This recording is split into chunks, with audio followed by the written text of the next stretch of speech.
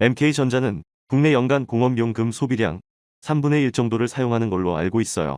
그만큼 금이 주 원재료인데 금값이 작년에 비해 올라가는 추세가 있었잖아요. 판가 정가가 되는 구조인지 궁금합니다. 저희는 100% 전가입니다. 가격이 원래 귀금속은 계속 등락이 있지만 기본적으로 옛날부터 치면 상승의 폭이 계속적으로 있었잖아요. 우상향되는 방향이 있었고요.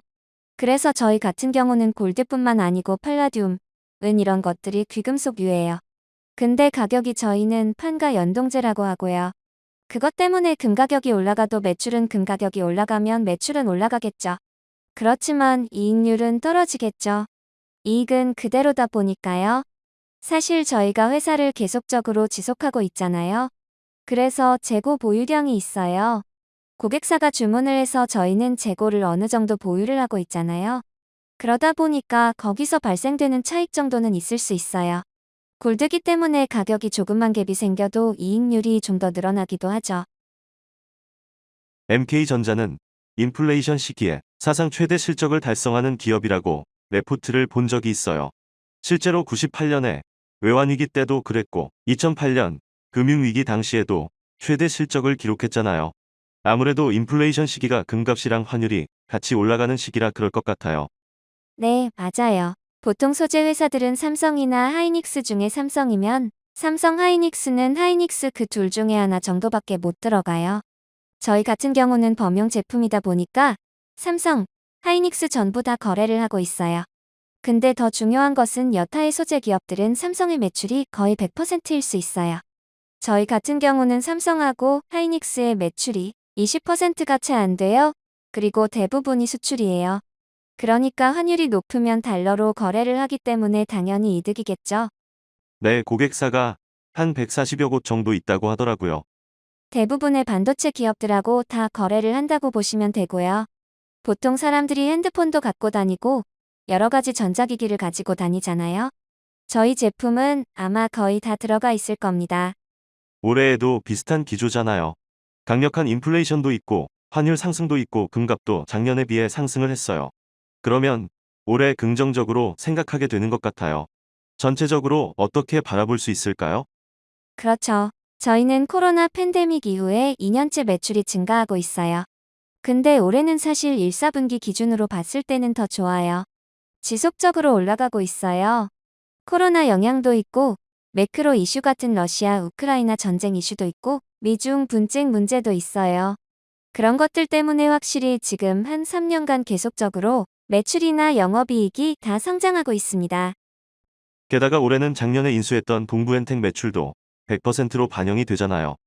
네, 동부엔텍은 작년 9월 1일자로 인수를 했어요.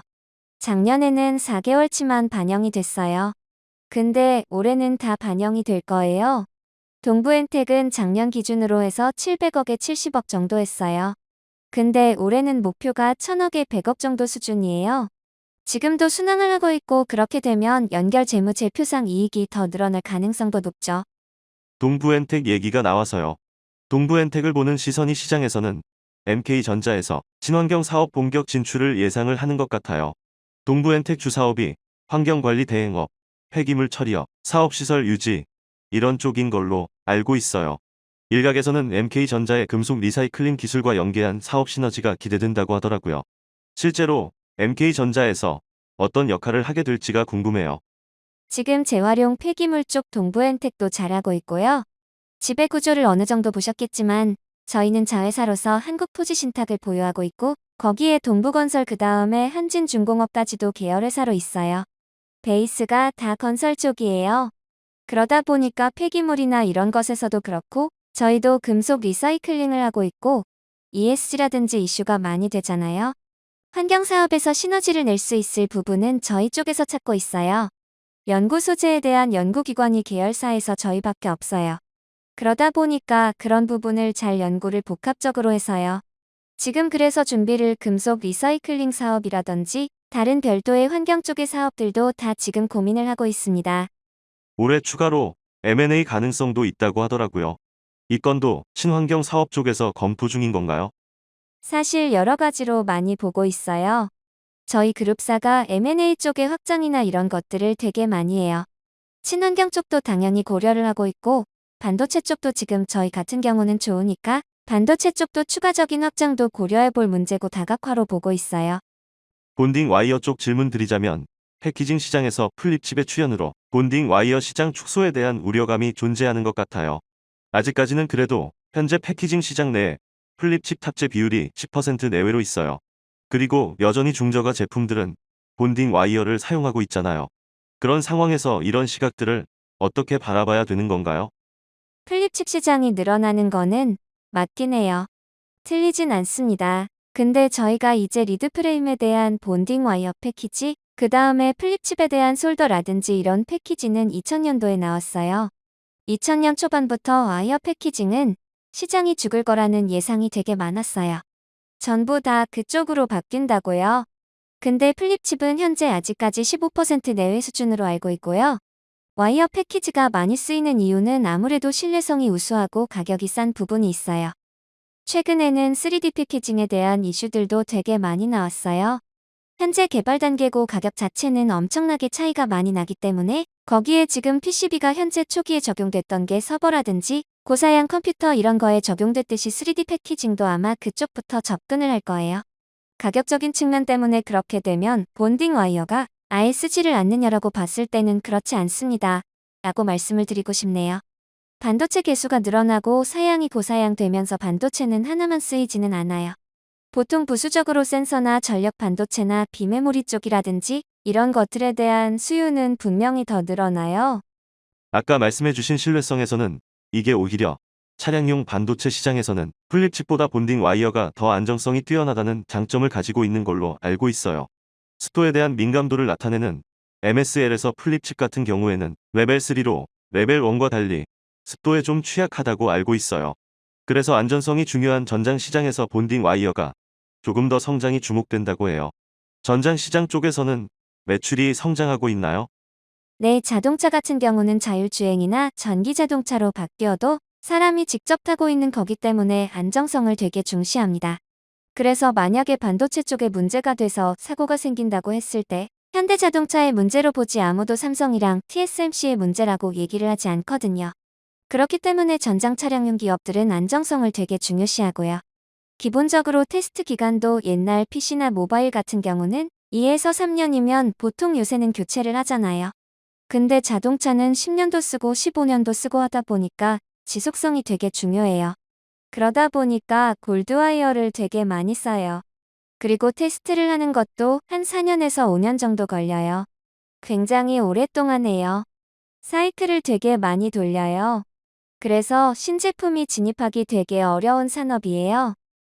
자동차 산업이 그러다 보니 4에서 5년까지 기다리거나 테스트를 계속하는데도 분명히 있겠죠. 있긴 있겠지만 그래도 이미 검증된 것을 많이 사용을 해요. 그래서 차량용 패키지 같은 경우는 플립칩으로 일부는 전환될 수도 있어요. 그러니까 이제 아다스라고 자율주행에 대한 반도체 이런 것들은 메모리의 용량이 되게 커질 거예요. 기본적으로 차량용은 비메모리 반도체거든요. 그렇기 때문에 메모리에 대한 칩 1에서 2개는 플립칩으로 전환될 수 있어도 센서 모듈 이런 것들, 전략 반도체 이런 것들은 다 웬만하면 와이어를 쓸 거라는 게 지배적이에요. 저희 같은 경우는 매출이 옛날에는 다 골드와이어만 썼어요. 근데 지금은 카파와이어하고 카파와이어에 금을 도금하는 그게 어떻게 보면 신뢰성이 문제 부분이죠.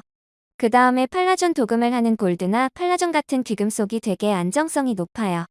그런 것들로 많이 바뀌었어요. 그러면은 저희 같은 경우는 사실 물량이 그대로라고 쳤을 때 매출액이 떨어져야 정상이에요.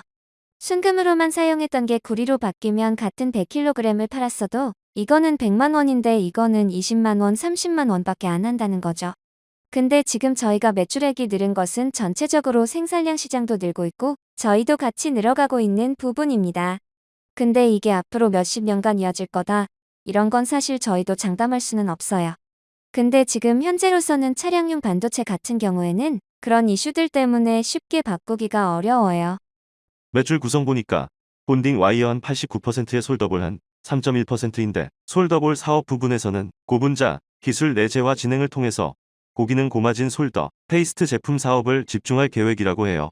솔더 페이스트 쪽은 매출이 증가하고 있나요? 네, 매출 굉장히 많이 증가하고 있고요. 그런데 저희의 매출 구조가 왜 그렇게 되냐면은 사실 와이어는 길이로 판매를 하고 있어요. 솔더볼은 볼의 개수로 판매를 하고 있어요. 무게라든지 근데 아까도 말씀드렸다시피 와이어는 금은 팔라듐 이런 것들로 만든 반면에 솔더볼은 주석이 주 재료예요.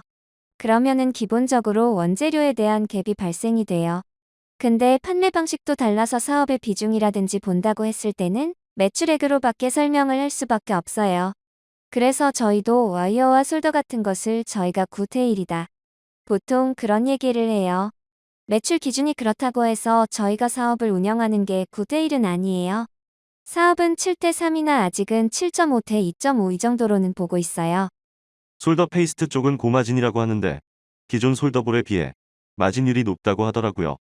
예를 들어서 솔더볼 같은 경우는 사용처에 대한 영역이 조금 한정적이에요. 반도체 BGA 기판을 갖다가 볼그레이드 저희 같은 경우에는 납땜이라고 하죠. 그렇게 녹여서 붙이는 방식이거든요. 솔더볼 같은 경우에는 입자가 100마이크론, 80마이크론, 150마이크론 이 정도의 수준이에요. 근데 페이스트 같은 경우는 저희가 개발하고 있는 거는 10마이크론, 15마이크론 이 정도의 굉장히 정도가 세밀화된 거죠. 페이스트 같은 경우는 약간 딱풀 같아요. 발라서 붙이는 방식도 되고 스포이드 같은 걸 떨어뜨려서 붙이는 방식도 있고요. 솔더볼은 고체고 솔더 페이스트는 액체죠. 그러니까 그런 반도체도 경박 단소라고 해서 작아지고 층이 계속 올라가고 이런 것에 따라서 페이스트에 대한 활용도가 높아요. 기본적으로 그런 상황입니다. 중요하게 드릴 말씀이 있습니다. 무슨 일이시죠? 내용이 도움이 되셨다면 구독과 좋아요 부탁드립니다. MK전자 주담 통화는 7월 21일 합편으로 이어집니다.